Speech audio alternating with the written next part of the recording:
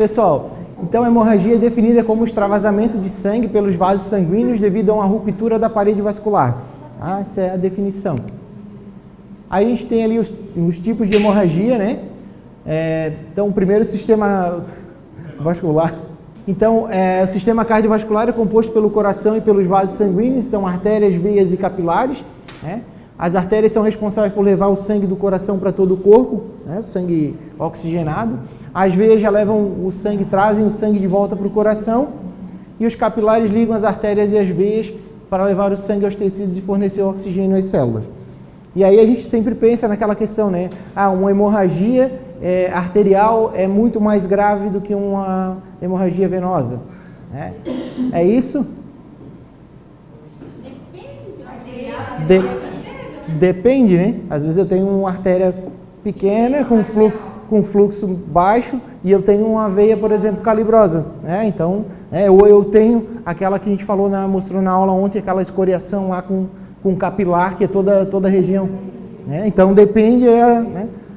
Se tem muito essa ideia, o arterial é muito mais grave, né? Geralmente o fluxo é maior, mas depende da artéria, tá? Então não é regra absoluta. Bom, sobre a diferenciação do sangramento quanto à sua origem, então artérias, o sangue é vermelho, vivo, né? E sai em forma de jato. Então isso é importante para a gente, né, identificar ali que a artéria ela vai tá pulsando, aquele sangue que ele está pulsando na ferida. Já o sangue venoso, ele é um vermelho mais escuro e sai de forma contínua e lenta. Então ele, né, não vai estar pulsando, não vai estar jorrando, mas ele está saindo de forma contínua. Os capilares, o sangue tem cor intermediária e brota como pequenas gotas. Então, né, aqui tem uma ilustraçãozinha. A gravidade está relacionada ao tipo de vaso atingido, então veias, capilares ou artérias, além do volume de sangue perdido, velocidade da perda de sangue e rapidez e eficácia no primeiro atendimento. Então, quanto antes a gente parar esse sangramento, melhor o prognóstico da vítima. Algumas artérias calibrosas, a gente tem em torno de 45 a 50 segundos para fazer essa contenção antes da vítima ficar, né, com período de confusão e inconsciência. Tá? Por isso que, né, quando a gente faz um treinamento desse do Stop the Blend, eles fazem, né, a alta aplicação do torniquete. Entendeu? A polícia militar, forças, né, quem está na prática no dia a dia trabalhando, né, principalmente segurança, né, que pode tomar um tiro, tem um torniquete lá, eles ensinam a fazer a alta aplicação do torniquete. E aí eles têm até 45 segundos para auto-aplicar o torniquete. Mas eles têm o dispositivo, né? Então, aqui tem algumas formas de a gente mensurar a quantidade de perda de sangue, né? Uma compressa, né? 50% da compressa eu tenho mais ou menos 25 ml.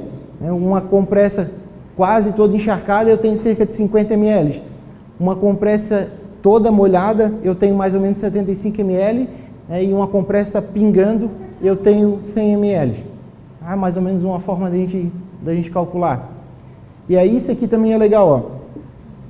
Eu tenho uma poça de mais ou menos 50 centímetros, eu tenho mais ou menos 500 ml. Eu tenho uma poça de 75, eu tenho 1 litro. Eu tenho uma poça, né, de 100 centímetros, eu tenho mais ou menos 1.500 ml de sangue. Então a gente chegou no local, a gente já consegue ter essa noção de quanto que essa vítima perdeu. De maneira geral, a hemorragia pode ser classificada como interna e externa. Né? A hemorragia interna, o sangue fica retido no interior dos órgãos ou da cavidade e não pode ser visualizado. A hemorragia externa é aquela que está lá aparente, né? A gente está visualizando ela, então trata-se de um extravasamento para o ambiente.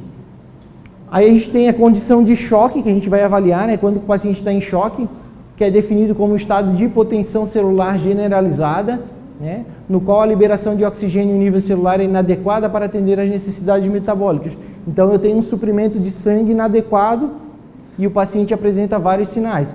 O choque hemorrágico é um dos tipos de choque hipovolêmico, né? Perda de volume.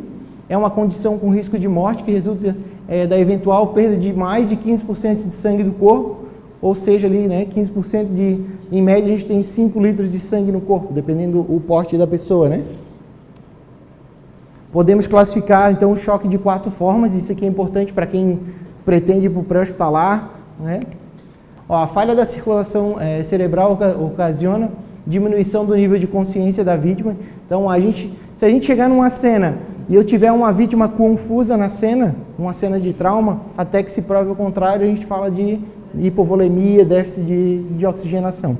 Tá? Pode ser outros fatores, pode ser embriaguez, pode ser uso de droga, pode ser várias coisas, mas até que se prove o contrário, a gente pensa em diminuição de fluxo. Diminuição de débito urinário vai ser mais posterior, né? Não é algo que a gente vai ver direto lá na cena, mas vai pegar lá dentro do intra-hospitalar e a gente vai conseguir avaliar. Aumento de frequência cardíaca, é um esforço aí, a gente tem que entender o que é essa alteração de sinais. Por que o meu corpo altera sinais? Por que ele altera a frequência? Para compensar, né? Então, eu tenho diminuição de aporte de oxigênio, se eu bater mais rápido esse coração, eu aumento esse fluxo e levo mais oxigênio. E ele vai fazendo isso até um determinado ponto.